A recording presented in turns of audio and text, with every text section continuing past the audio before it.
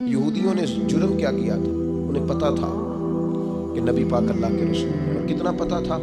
اللہ قرآن مجید میں ارشاد فرماتے ہیں یعرفونہ کما یعرفون ابناءہم، محبوب یہ آپ کو اس طرح جانتے ہیں جس طرح بندہ اپنے بیٹے کو پہچانتا ہے۔ یہ جو اہل کتاب ہے نا، یعرفونہ کما یعرفون ابناءہم، آپ کو اس طرح پہچانتے ہیں جس طرح بیٹوں کو پہچانتے ہیں۔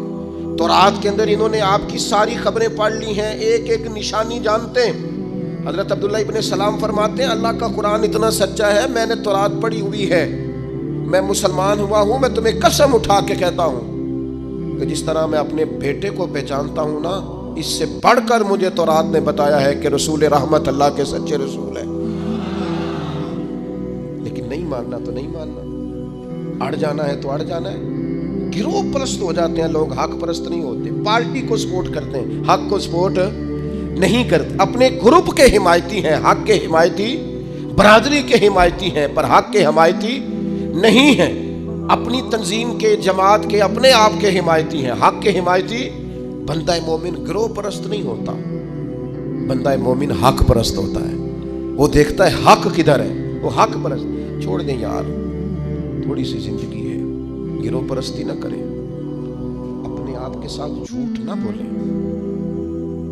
اپنے آپ کو دھوکہ نہ دیں، لوگوں کی گڈ بک میں آنے کا شوق چھوڑ دیں، رب کی بارگاہ کے اندر، اپنے ضمیر کی عدالت کے اندر اپنے آپ کو رکھیں۔ خدا را ساری زندگی اپنی شخصیت کو اور اپنے کردار کے حسن کو چھپا کر نہ گزار دیں۔ ساری زندگی جو آپ کے اندر ایک مومن بیٹھا ہے، اس مومن کو صلح کے وقت کیوں گزارتے ہو؟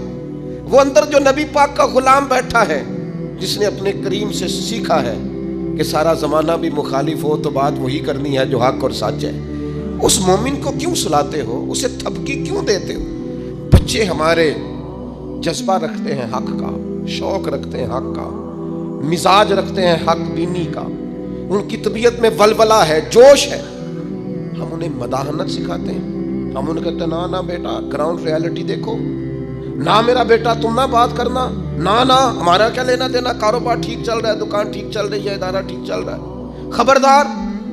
اس کا نقصان یہ ہوا ہے کہ ظلم اور جبر کے ڈیرے عام ہیں۔ جب آپ کو حق سمجھ میں آ جائے پھر دیر نہ کرنا، ورنہ دیر ہو جائے گی، پھر دیر نہ کرنا، پھر اندھیرا ہو جائے گا، پھر دیر نہ کرنا۔ اگر حق کو حق نہ مانو گے، نہ کہو گے، تو پھر اچانک باطل کو ہی لوگ حق سمجھنے لگ جائیں گے۔ پھر تم محسوس کرو گے کہ بہت سارے لوگ ایسے ہوں گے جو اندھیرے میں اٹھیں گے، اندھیرے میں چلیں گے، اندھیرے میں گر جائیں گے، اور اندھیرے میں کوئی ان کا ہاتھ پکڑنے والا نہیں ہوگا۔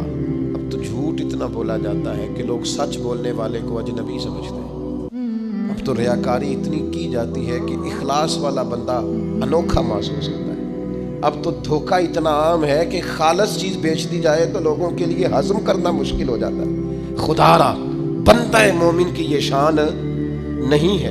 ہم، آپ نے ناراض نہیں ہونا، لوگ فتویٰ لینے آتے ہیں، فیصلہ کرانے آتے ہیں، لیکن وہ یہ نہیں کہتے کہ جو میرٹ ہے وہ کر دیں۔ وہ کہتے ہیں جو میں آپ کو کہہ رہا ہوں نا وہ ٹھیک ہے۔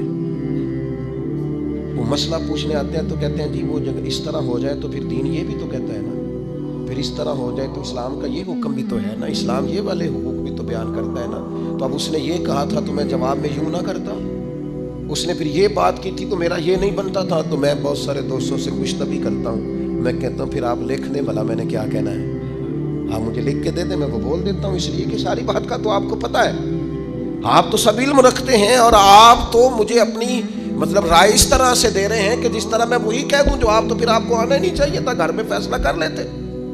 خدا کے بندے اپنے آپ پر فیصلے نہ کرو، اپنے آپ کو قانون کے حوالے کرو، پروٹوکول سے نکل آؤ۔